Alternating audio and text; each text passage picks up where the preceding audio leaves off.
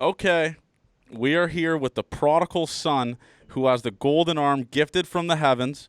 He is the biggest pitching prospect in Toronto Blue Jays history, ranked number one in their system and number 10 in all of baseball. It is my pleasure to welcome Nate Pearson to the officially unofficial podcast. What is up, Nate? What's going on? Love the intro there. There you go. So I'm going to start this off just with a brainstorming activity. I came up with a couple names I feel like would suit you best, and I'd like your input. Is that all right? Yeah, yeah. Okay. The Thick Six God. Uh, oh, Is it- that's a good one. I think Drake already has that one. All right. Well, I mean, the thick in front of it kind of gives you a little trademark. That's all right. The second one I have is Big Smoke. What do you think about that? Because you don't know this. You haven't been to Toronto yet. Toronto's nickname is the Big Smoke. So if we just call you Big Smoke, you're pretty much Toronto. Yeah, I like that one better. Okay. The third one is the last one. I mean, this is what happens when you put a Juco brain to the test. Doesn't come up with the greatest ideas. This is the last one that I have is the baby-faced killer. What do you think about that? Oh man, that suits me perfect. The baby-faced killer. I do have a baby face, so I think that'll fit me pretty great. Yeah, exactly. So, I mean, now that I think about it, like, I actually thought about this previously. We actually have a airport named after you in Toronto. Do you know that? Yeah, I flew into it a few times. Pearson International Yeah. or whatever it's called. We should look into that, honestly, for a little bit of trademark for you. Kind of get you a little Yeah, endorsement deal. I'll be like your secondary agent or something like that.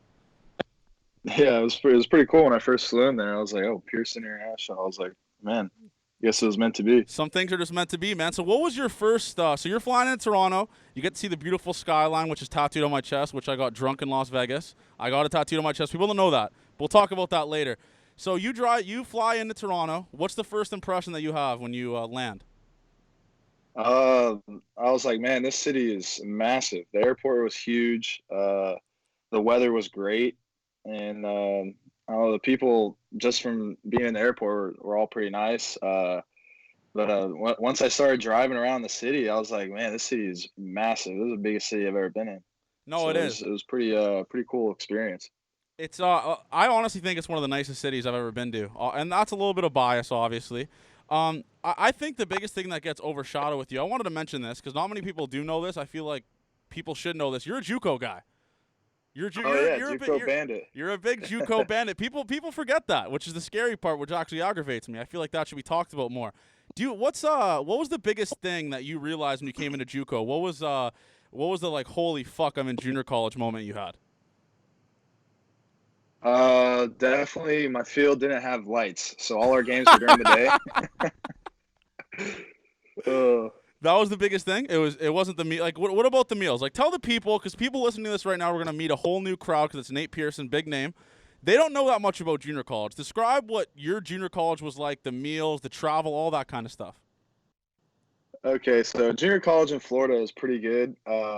It's actually pretty good competition, but the facilities in JUCO, it's kind of like glorified high school. So a lot of places they don't have a locker room, a lot of fields don't have lights, and then the travel is just you get on a charter bus, kind of like get on a bus, you just drive to the school, and you just put on a uni and just go play. But yeah, and the meals, I think we got like $7 whenever we would go on the road, and we would just get like a Subway sandwich, and then we would just crush that, and that'd be all our meal money.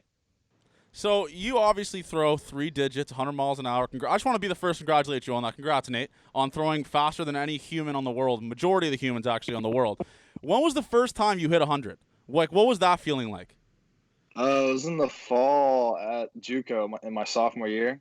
I hit it in like a JUCO like showcase thing where I had to throw a bullpen and everything, and I threw my like scouts. I think there was only like two like MLB pro scouts. It was all like D2, D3 scouts there, but they all had radar guns and everything. And so I threw, and then I got done, and everyone was like looking at me. I was just like, I don't know what's going on. Everyone's acting weird.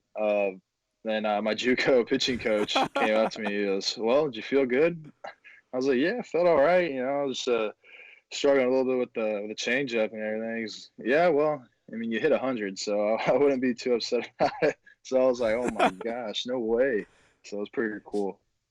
So we're like the coaches that were like radaring you. Did they have to like do a double check on their gun, or you don't even pay attention to like the coaches behind home plate?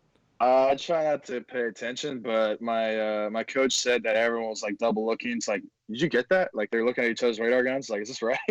So they're all pretty freaking out.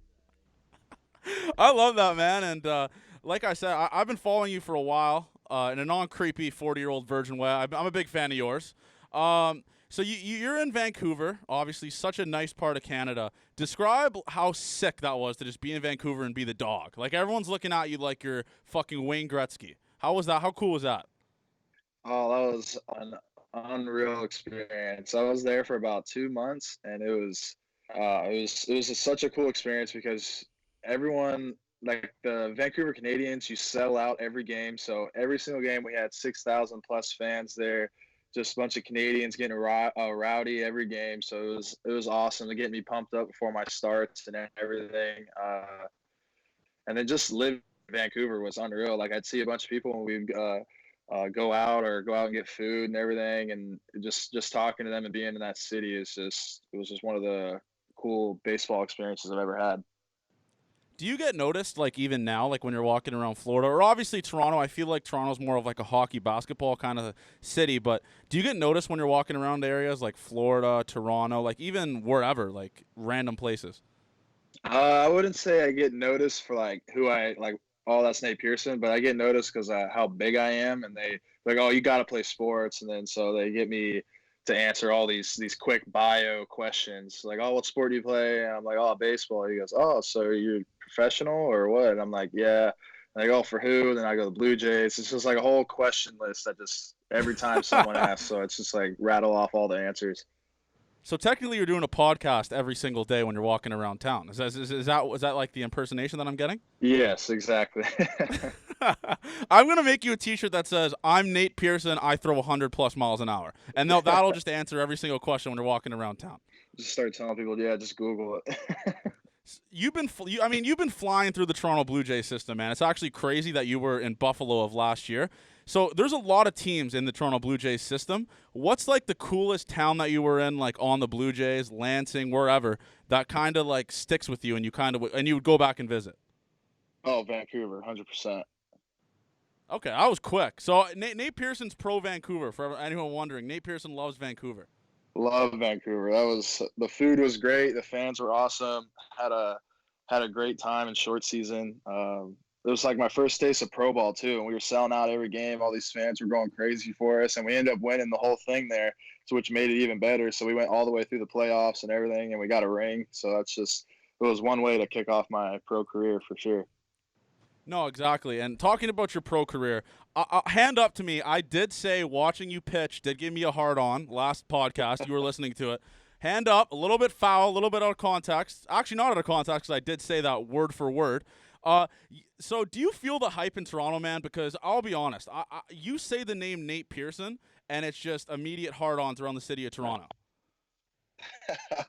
No, I mean, I understand the hype. I try not to get too involved with it. I let people do their own thing, and they hype me up, so I don't really need to do it myself. But I'm just trying to just go with the flow, and hopefully I get up there soon and have some fun in Toronto. So I'm just looking forward to it.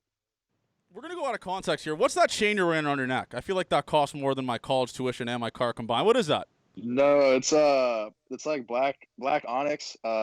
It's not as expensive as you think. I got it for like 300, so it's not really super expensive.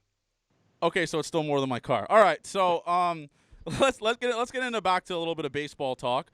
So you're close, man. You're really close to the big leagues, the big show as they call it, the Rogers Center, one of the nicest ballparks with the little CN Tower behind it. I got a couple suggestions for your first career start in Toronto. Can I go over them with you? Yeah, sure. All right, the first suggestion I have is you invite me. All right, that's the first one. You got to check that off. I mean, that's the one that I had to get out of the way. The second one is you have to wear a number 6, man. We don't have a number 6. We need someone to take the throne. Oh man, I'd have to feel it out with the veterans on the team and everything. I can't just show up. What is this rookie just grabbing number 6? But that was Stroh's number, and I got to know Stroh pretty well, so I'd probably have to talk to him too since he wore it first. But I mean, that would be pretty sick to wear 6. Okay, so if you were number 6, Sportsnet, all the other news outlets in Toronto, officially unofficial, it was mentioned first. The brainstorming started kind of on here. The third suggestion I have is if you're carving through the 4th or 5th inning of your first start, you just scream to the fans, "This is my fucking city," as you're walking to the dugout. I just say you just hype the crowd out a little bit. Oh man.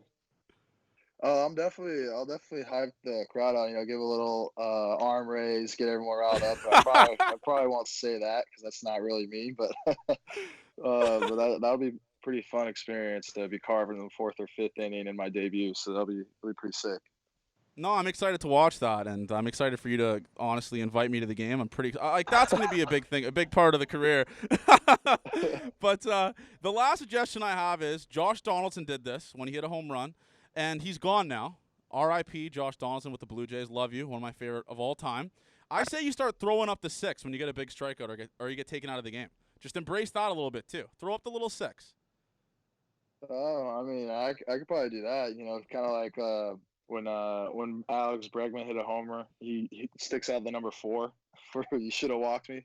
Oh man. Yeah, no, that'd be pretty sick. I mean, I'd probably do that if after a few good outings and everything. But but yeah. Like when I ask this a lot to my guests because for you you're just like you're kind of like a superior pitcher. Like when did you realize I have a chance here to be a big major league pitching prospect and a big major leaguer? When did you realize like this is a realistic goal of mine? Probably after probably right when I got up to Vancouver and I started having a lot of success in pro ball, and I kind of I heard a lot of hype and everything, like, "Oh, this kid's gonna be great" and everything. So I'm like, "Hey man, if I stick on the right track and I keep working hard, I think I could really be something pretty amazing." So that's the goal. Just gotta stay healthy and everything. So I didn't search your Juco stats, but I can't even imagine like how nasty were you in Juco? You're obviously facing a bunch of Juco Johnnies, as they call it, guys that are probably working right now at Walmart, Best Buy, stuff like that. How easy was junior college for you? yeah, it was pretty easy for me. I mean, my team my year wasn't that good, so we still ended up losing a lot of games I threw in. But the stat lines were pretty comical to read when I'd pitch and we'd still lose. I'd go like 8 runs, I'd go 8 innings, give up like 1 run, strike out 15, and we'd lose 1-0. How did you end up even going there though? Because in high school you were a pretty high pitching prospect also. So did you have D1 offers, or was it I'm gonna go JUCO, live in the trenches like the majority of the kids I know? I did go D1 for a year. So I went to out of high school I went to FIU. It was I had 2 Division I offers total my senior year when I committed. It was either FIU, Florida International in Miami, or University of North Florida in Jacksonville. And I chose FIU because they gave me a little bit more scholarship money. So I went there for a year, and then I started having success, and my velo jumped a little bit, and I really didn't want to stay down in Miami another 2 years. So I was like, I'm just going to roll the dice, bet on myself, go JUCO, and went on a bunch of JUCO visits in College Central Florida. The coaches just stuck out to me. They knew they were going to develop me and everything. And my pitching coach, Zach Bove, who's now with the Twins, actually. So he's in pro ball too. But yeah, he really helped me out and everything. So I just bet on myself and went JUCO and see if I can get drafted or go to a elite D1 after that. Which I mean, I was committed to LSU to go there after my JUCO year, but obviously I got drafted and went to pro ball. So I gotta ask, like, how big are your parents? Like, are your parents like 6 foot plus too, or is it just like you came out of nowhere? I definitely came out of nowhere. My dad's pretty tall. I mean, he's like 6'1", 6'1.5", but my mom's 5'4", and I'm by far the tallest person in my family ever. When we have Thanksgiving and Christmas and everyone comes over, it's kind of, I just stick out like a sore thumb. The running joke in my family is that I'm adopted, so it's nothing against being adopted or anything, but it's just funny when I stand next to my parents and I don't really look anything like them, and I'm just very much way bigger than all of them. So everyone that makes fun of me saying, "Johnny, you're short. Johnny, you can't get on rides at roller coasters." I'm facing the camera right now. I'm talking to you. All right? Who knows? I might have a Nate Pearson of a child. I don't know. No one knows. No one can control that kind of stuff. And yeah, I am short. You know what? I'm a brisk 5'10". That's fine. That's all right. That's all good. So Nate, I mean, I gotta ask, man. So you've been to Toronto a couple times. Have you been out like in the bar scene, or even like went out to get food and anything like that? Yeah, I was just up there in October. I had like this memorabilia signing thing, and I took one of my best friends from back home, and we had a Saturday night out in Toronto. We went to like the Cactus Club, which was very Oh, good food and everything, good vibes and everything. Then we just walked around the city at night, and the nightlife was pretty awesome. So it was a fun night for sure. no. So you're going to the Cactus Club. I mean, I mean, it means you got a little pretty penny in the wallet. I went to the Cactus Club when I was 18, and I ordered a rum and Coke, and obviously you have to order a double there if you want alcohol in it. And I drank it, and I was like, this is just the Coke, and it was $20. So Cactus Club, I want to be reimbursed for that $20 drink I bought when I was 18. If you're listening to this, but yeah, no, Cactus Club's dead to me. I'm never gonna go there ever again. Yeah, so Nate, you were in Buffalo last year. Like, Buffalo is a grimy city, blue collar. It's I'm gonna call it the Juco city of the United States. It's as Juco as it gets. But the field there is just sticks out like a sore thumb. The field there is incredible. How cool was that to play for the Buffalo Bison and even play on that sick field? Oh, the field was awesome. Great view, great scenery right behind the field, right behind the stands and everything. And the city was good. It was good weather when I was there. It wasn't. I missed the cold, so it was like in the tail end of summer. So I got to. It was like 70 degrees, 75 degrees, and sunny every day. But it was awesome going to the park every day and seeing that stadium and everything.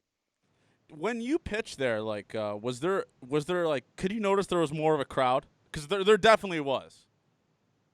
Yeah, I can notice a little bit.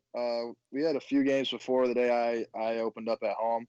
Uh, but yeah, I could tell there's a few bit more fans in the stands, especially when I was going out to warm up too.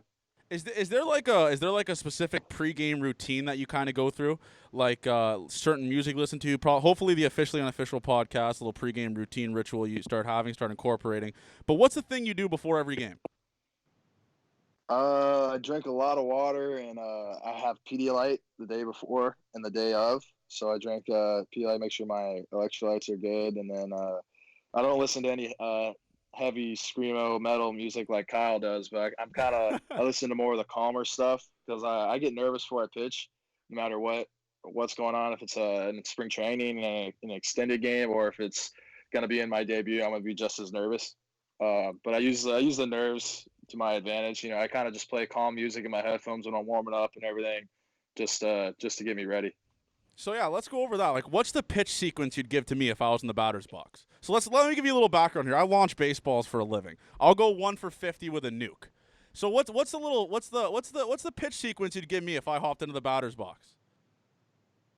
Three straight fastballs elevated. All right, yeah, you're right. I can't even hit over 85 miles an hour, so I couldn't even imagine what 100 would be like. So you hit the nail right now. This is why you're going to be an elite pitcher. It's just you know how to pitch to guys, and I love that. Do you go over game like scouting reports on hitters every single time you pitch? Like, I always wonder that with pitchers because you're always facing new lineups. Like, do you go over brand new scouting reports or just watch video? No, I wouldn't say I really watch video. I'll get the lineup the day before, and I'll go through it. And usually each lineup has a couple prospects or something. So you got to look at the guys. Go through 1 through 9, and you pick out guys. All right, this guy can't beat me. This guy can beat me. It's okay if this guy ends up getting a hit because he's like one of their better guys. But you're not going there trying to let him get a hit. You got to pick out guys in the lineup that are just for sure outs. You know, so that's what I try to do, and I get a visual how I'm going to pitch each batter. Go through different situations in my head, like, all right, what if I got a guy on second and this guy comes up? What am I going to do and everything? So I kind of plan ahead. So when the situation comes, I'm not, surprised. So I mean, preparation is key. I respect that. So I mean, you were in the futures game this year, and that was kind of like your coming out party for the world. Like in Toronto, we all knew who you were. 40-year-old fathers have your picture hanged up on their wall. They're looking at that instead of their wife. You're the guy here in Toronto. So how cool was that to pitch in the futures game? And the second question is not even a baseball question. How much followers did you gain on social media just after that game? Oh man, playing the futures game was one of my goals going into the season because I was hurt my first full season, so I missed the whole year and I didn't get to pitch in the futures game. So this year I wanted to for sure make it, and I ended up going. And when they told me, I was like, man, this is gonna be awesome.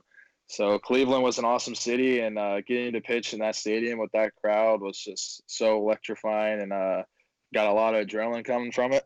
And I had some success in that game, and I think I gained about like 3,000 followers from it or something like that. It was pretty. My phone was blowing up for the next 2 days. I couldn't even go through the notifications. Everyone was reaching out to me and everything, so it's pretty cool. So I think that's the recipe. I think I need to go to a futures game for my account to blow up. Now that I'm thinking about it hypothetically. So you were throwing gas in that futures game, by the way. I remember watching that, and I was like, holy Christ. Like, do you feel like a little bit added miles per hour is thrown when you're in a little bit of a different environment? Because I feel like some pitchers are always the same, but some pitchers in the heat of the moment, they give a little extra, or their body just naturally gives a little extra. Yeah, definitely being in front of that big crowd and all the loud noise, not being able to hear your own self think and everything. So all I was thinking about was just throwing as hard as I can. So I had a lot of adrenaline going for me. So that's probably why I had some success. I did. Who was some guys that like stood out to you during that prospect game? Because obviously, I think you only pitched an inning, right, or one or two innings. Yeah, one inning. Yeah. So yeah, who was a couple guys that you were like, Jesus Christ, like just stood out to you?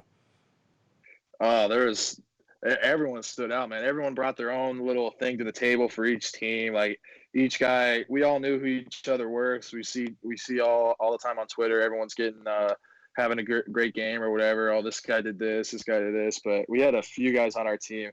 I know Brady Singer pretty well at the Royals. He's really good. Then Evan White stuck out. He's just an awesome dude, and he signed that big contract just a little bit ago, and I was pretty happy for him. That's great for him.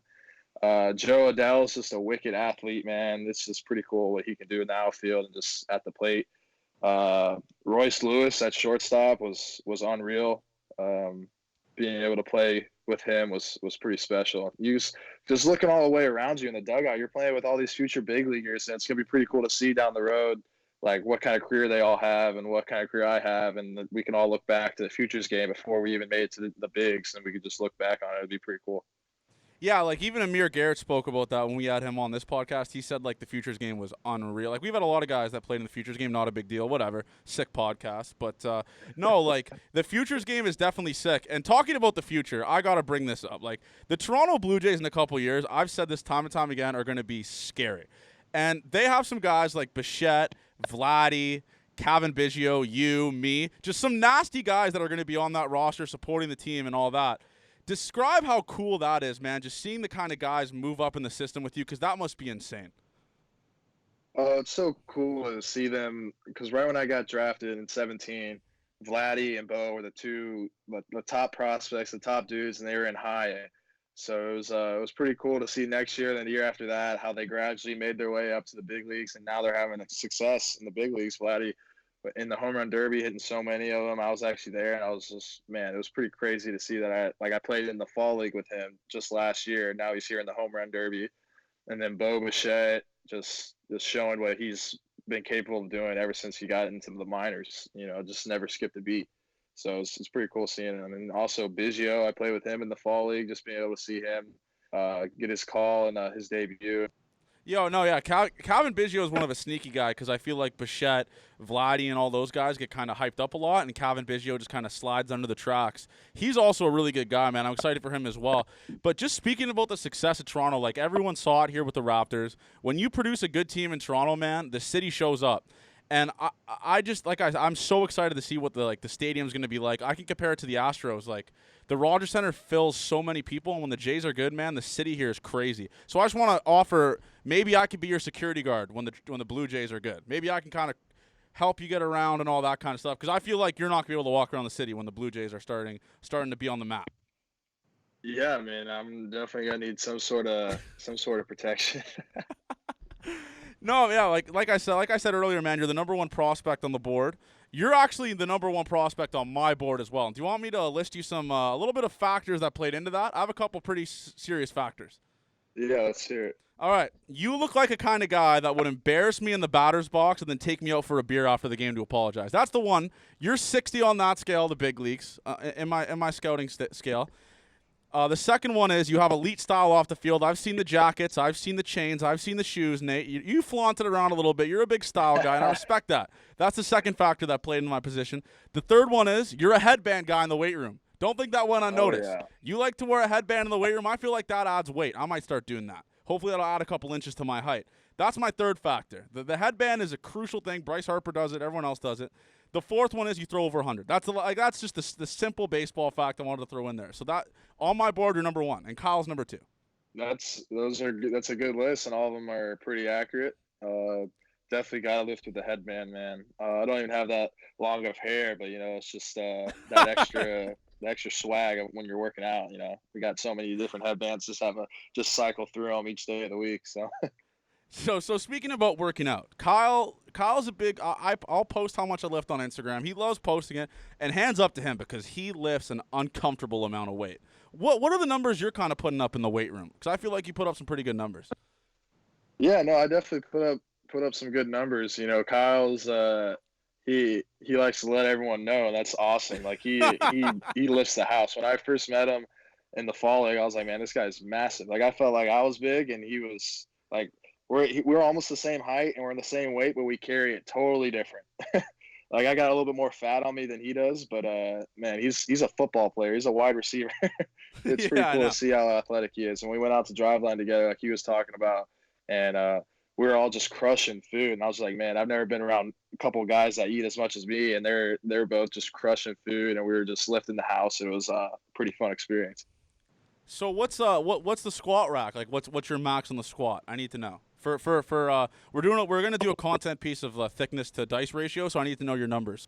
I haven't maxed out my squat in a while, but probably definitely be well over 400. Okay. So.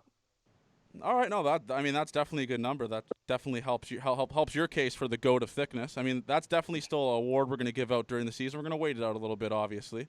Do you lift during the season? Is that a big thing for you? Or no? Yeah, definitely lift during the season, keep on my muscle and everything to stay in shape. Here, I have an offer for you. I'll give you my LA Fitness membership, all right? Fuck the Blue Jays weight room. During the season, I just want you to pull up to a random LA Fitness and just casually lift the house. People can connect to you more if you do that. So I'm trying to help you out here. I appreciate the help, man. I couldn't even imagine just like working out in a weight room. You see random guys, and then there's Nate Pearson squatting 450 on the squat rack. That'd be incredible.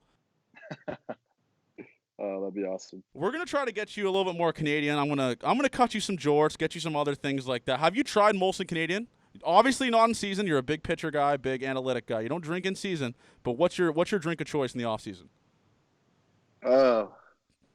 Usually in the off season when I'm like working out and everything, it's usually vodka water lime. To be honest, watch the calories. I like beer, but I try to stay away from it because I put on weight way too easily. So kind of just be conscious of that. But I do like Molson Canadian. I had it a few times when I was up in Toronto. It's kind of just what we drank. But yeah, it's probably it. Do you notice an accent like for me or just in general when you're walking around Toronto? Like, do you notice like a little bit of a Canadian accent? Yeah, definitely notice it. That's the funny thing. That's the funny thing because when we had Kyle on, he didn't even say hi to me. The first thing he said is, "Oh, you're definitely Canadian. I could tell with the accent," which is just incredible. Speaking about Kyle, actually, Kyle did say he'd go 1 for 10 against you in the batter's box. You obviously heard that because you're a listener of the Officially Unofficial podcast. But do you think he goes 1 for 10? Be honest. If I threw all fastballs and he knew all fastballs were going, I could see 1 for 10. But if I start throwing sliders and curveballs and changeups, you just sit down, I think he's a little. He's still living in his high school glory days of hitting. I don't think he was facing me in high school. So. Oh no, I mean, like I said, not many people can hit 100, and especially if it's a pitcher. But I'd love to see that, man. Like I'd love to see Blue Jays, Braves in obviously Atlanta. When Kyle has to face you in the batter's box, I would pay any amount of money to see that, just to put the little trash talk at it. Yeah, no, I know he can definitely swing it. I've seen some videos he puts up of his BP during the season. No doubt he can take the ball out of the yard, but it'd be interesting to see how he fares against the off-speed pitches and not just fastballs. What about you? Can you swing it a little bit? Because I feel like some pitchers are just unathletic and they can't hit. That's what I noticed in JUCO. Can you hit a little bit? Be honest. Yeah, I hit a little bit in JUCO actually. What was the average like? I wouldn't say the average was good, but I do have one JUCO homer because I wouldn't be I didn't start hitting towards the end of the season because we sucked so bad that they're like, all right, we need to just everyone was getting ABs. Like, so I was like, Coach, I hit in high school, like I dropped bombs, I hit like 10 homers my senior year, like giving all my senior year stats and everything. He goes, all right, let's see it. And I took BP. He goes, yep, all right, you're hitting. So I'd come in. I wouldn't hit on the days I'd pitch because scouts wouldn't like that. But I'd come in on the days I wouldn't and just like get a pinch hit towards the end of the game and rope a double or I'd hit a homer. So I mean, there you have So it. That's it. That's in the results. Johnny Junta has more home runs in college than Nate Pearson. Put that in the record books. Put that in your bio. I have more home runs in college than Nate Pearson. I have 3. Not a big deal. I have 3 home runs in college, Nate. In Nebraska, though, a little bit different of a competition standpoint, but I do have 3 bombs in JUCO. Good for you, man. I'm glad you got 3. Thanks, Nate. I appreciate that. You know what I might do? I might send you the ball. Because I have one of my home run balls in JUCO. You kept it. A little, Nate, I almost had more home runs than my hits my whole JUCO career. So you got to keep every little accomplishment you have. I was going to keep the jersey. I was on pace to keep the jersey. That's how excited I was after this home run. I'm going to give you the ball as a little housewarming gift, actually. So just future, you're welcome for giving you my home run ball, Nate. And I'll even autograph it for you, too. Fuck it. So, do you listen to Drake? Because we're a Toronto podcast, obviously. I got to know. Are you a Drake guy? I wouldn't say he's my music of choice, but yeah, well, I mean, I've heard his music and everything. Okay. I mean, technically everyone in the world has heard his music. But, I mean, that's definitely a good answer. I do respect it. What kind of music do you listen to? Are you a country guy? I like a little bit of everything. I like country. I like this band. It's called Need to Breathe. It's pretty good. It's like softer rock. Really like them. So, but I really like all kinds of music. Okay. I mean, I've never heard of that in my life. I'm a big rap/country guy, as you can tell. So, do you like? The biggest thing that I always wonder with pitchers like you is people always ask you for comparisons, and I can't even think about like a guy that I can compare to you. But who's like one guy that you think is like kind of similar to you in an aspect, and a guy that you kind of model your game after? Probably. I get Noah Syndergaard a lot just because we're both tall and we throw 100. But yeah, he's good. I'm trying to think who else I get.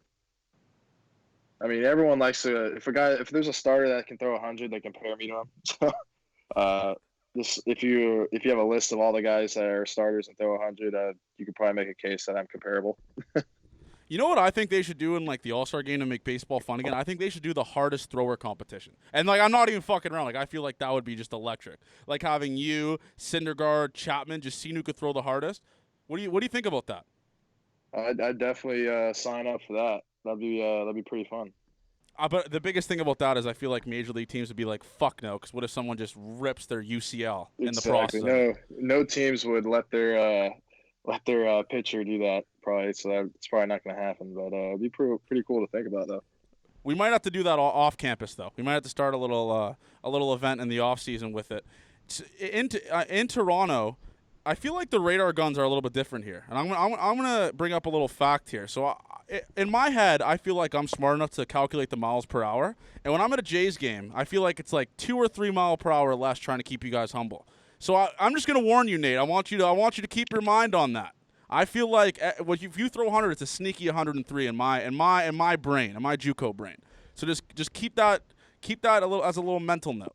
Okay, so when I hit 103 in the Rogers Center, is that sneakily like 105 or what? 106, yeah. No, we're gonna put it in the records book as 106 because the Rogers Center is a little bit old fashioned. I'm not a big fan of it. We'll talk about that. We'll talk about that later though on the podcast. So when you come to Toronto and you're doing the autograph signings and you're signing babies' foreheads, what's the weirdest thing you've autographed? I feel like a guy, especially as big as you've definitely autographed something that's like, what the fuck? What am I doing? I'm trying to think. I mean, besides like just signing shirts that a person is wearing, I haven't really signed anything that weird. I've signed a when I was doing a signing, someone just brought up a blank postcard and had me sign it. Like it was just a blank index card, and I was just like, okay. And it was just my signature on there. It wasn't like a picture or anything. It was kind of weird. It's like, all right, you just want my signature? You just gonna put this on the wall? That doesn't even make the slightest bit sense. Like that doesn't even make the slightest bit sense. Do you like do you recognize when people are asking for your autograph like that they're gonna sell it? Like is it a little bit different with like athletes that they're like, I'm signing for this guy, this is gonna get fucking flipped on the black market?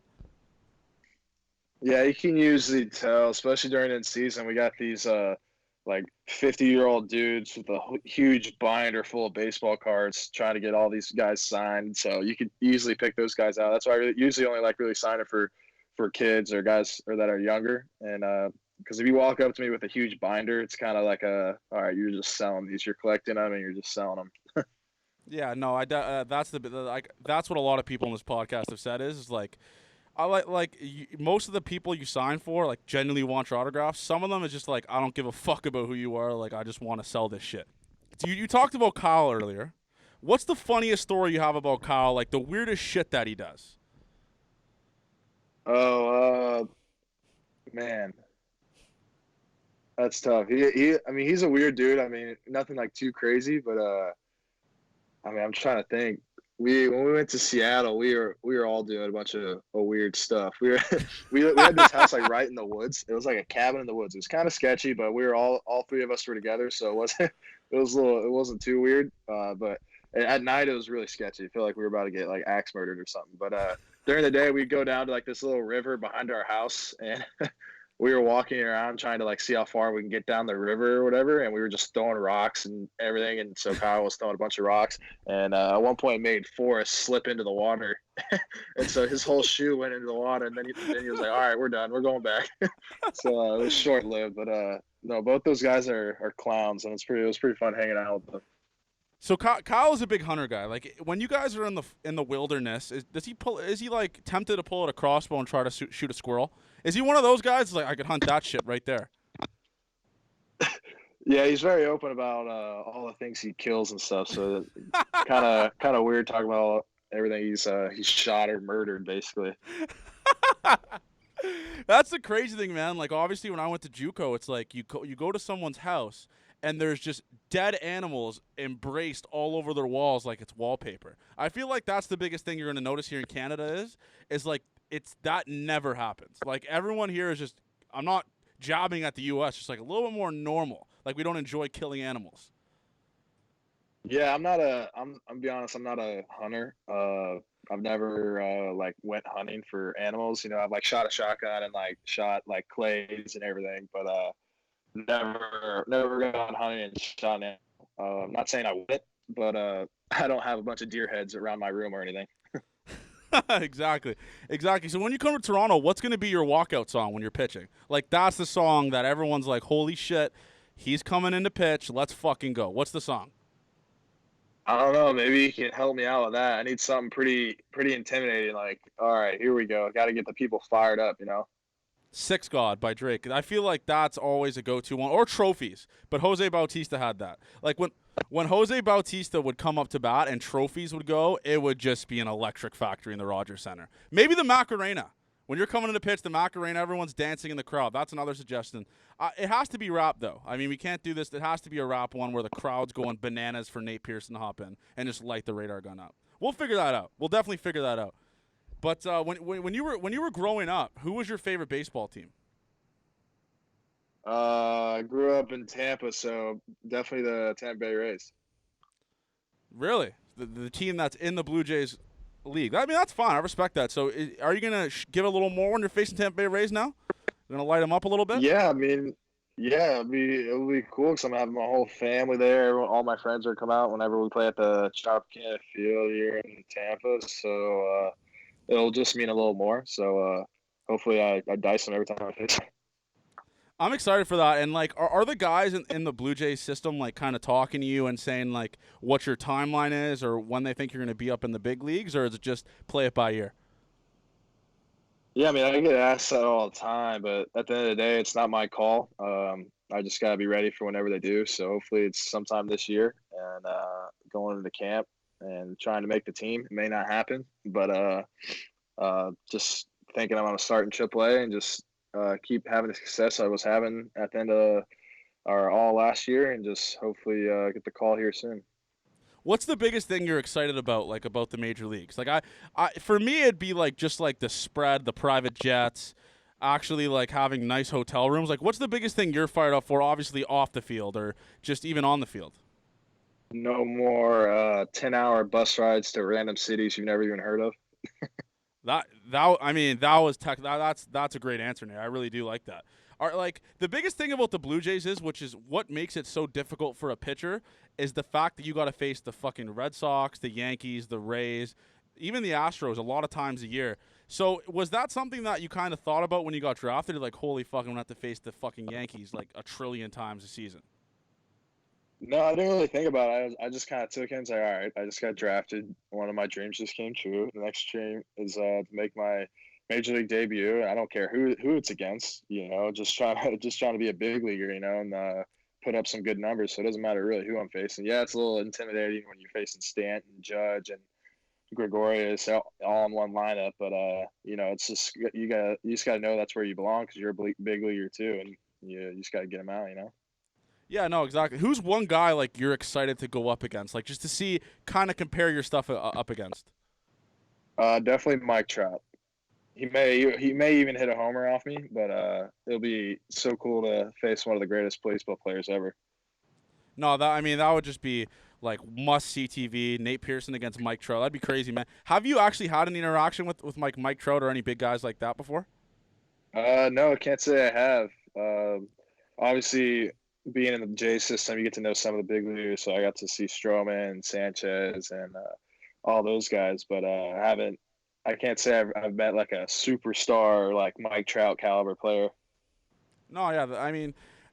Especially because he's in a different organization, I feel like that'd be very difficult. So, what is Biggio like though? Because Biggio seems like a really quiet guy. I don't know if you know him like on a real personal level, but what is he like? Like, what kind of guy is he? He's a great dude. Good teammate. He is quiet, but once you get him around some friends that he knows, and he opens up a little bit, starts cracking jokes, starts roasting some people. So he's pretty funny dude. So, are you the funny guy in the locker room, or are you the quiet guy? Like, you just don't talk, keep to yourself, or are you like to fuck around a little bit? Oh man, I like to have fun. Baseball's a fun game. I like to build a relationship with the guys first before I don't come in too hot. I like to get to know people first before I come in, and so I don't piss people. Get a feel of the locker room. My toes, but yeah, I like to have fun. With the guys and everything. So what? So have you played with Vladdy? Like, has Vladdy like been on your team like in your lineup before? Yeah, I played with him out in the fall league last year in Arizona, and that was the first time I got to play with him, other than in spring training games. So that's when I was able to first experience what's it like playing with him behind me. What's the coolest thing like you've seen about like Vladdy do, like, or just the funniest thing, or just in general like something where you're like step back and you're like, what the fuck? Like how did he just do that? For me, it was the home run derby, obviously, but what was it like for you as like a player that plays with him? Definitely in the fall league, he would take a strike no matter what, and he would take like the first strike, and when you could tell when he's taking because he would not even pick the bat off his shoulder. He would just sit there with the bat on his shoulder and watch the pitcher, and the pitcher can see him doing it. It's like, all right, he's not going to swing it. It's not throwing right down the middle. So it kind of just like messes with the pitcher. It's like, all right, I got to throw a strike here. And then they end up throwing a ball or something. He's just sitting there like this, like, yeah, I knew you were going to do that. I was just like, geez. But he's fine going down 0-1 because he knows he's about to rip one in the gap or something. He's one of those guys, man, that's like you just can't miss. Like, he's like one of those prospects that's like incredible to even watch, like even play in the majors. Like, he embarrasses major league hitters. Like, even with Bichette though, like Bichette mashed off Kershaw. Like, that's, which is just crazy just to even see what some of these guys can do. But as a pitcher, about when you're like watching these guys, do you watch their BP, or are you just like are you shagging, or are you in the dugout? I'm definitely shagging.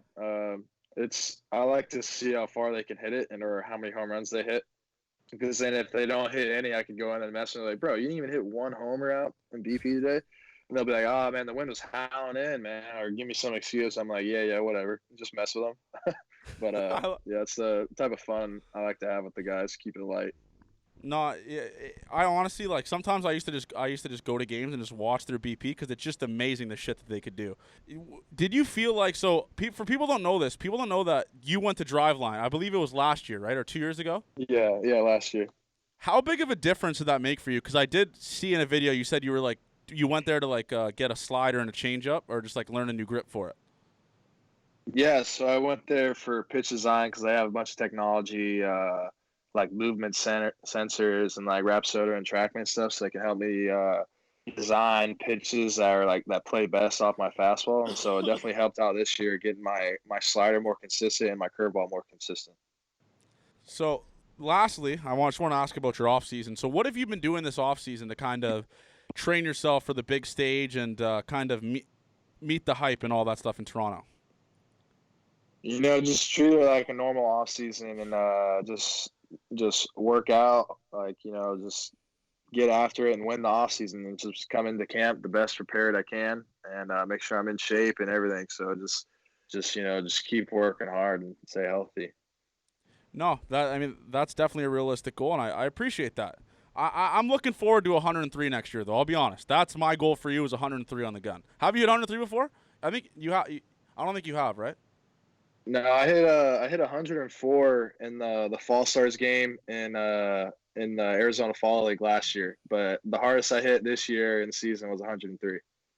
That is fucking insane. I don't even know how hitters do that. Like, I feel like most hitters that step in the batter's box against you are like, I'm going to close my eyes and just fucking swing. But you establishing that slider piece, though, because I feel like you have a very efficient slider now, I believe, right? Or slider changeup combination, kind of. Yeah. I feel like you establishing that makes it even more scarier and makes me a little bit more excited, if you know what I mean, that you have a fucking slider to add to that arsenal. Yeah, definitely. It's definitely my go-to off-speed pitch. It's definitely my best off-speed pitch, and it's come a long way. It's more consistent. I can throw it whenever I want. But yeah, it's definitely gotten a lot better. It's a true wipeout slider, and it gets a lot of swing and misses. Yeah, and then that's it, folks, man. I appreciate this, Nate. There's sometimes I have on this podcast where I kind of just step behind and I'm like, I cannot fucking believe my dumb Juco self is interviewing guys like this. So I just want to say, man, I appreciate that. There you have it, folks. The babyface killer, the thick six god, my friend. I'll be at his first career start at the Rogers Center, as promised by Nate Pearson. Put that on the record. Put that in the records book. I'll be there, front row, watching Nate Pearson pitch at the Rogers Center, man. I really appreciate this, man. It means a lot. Thank you for having me, guys. It was real fun.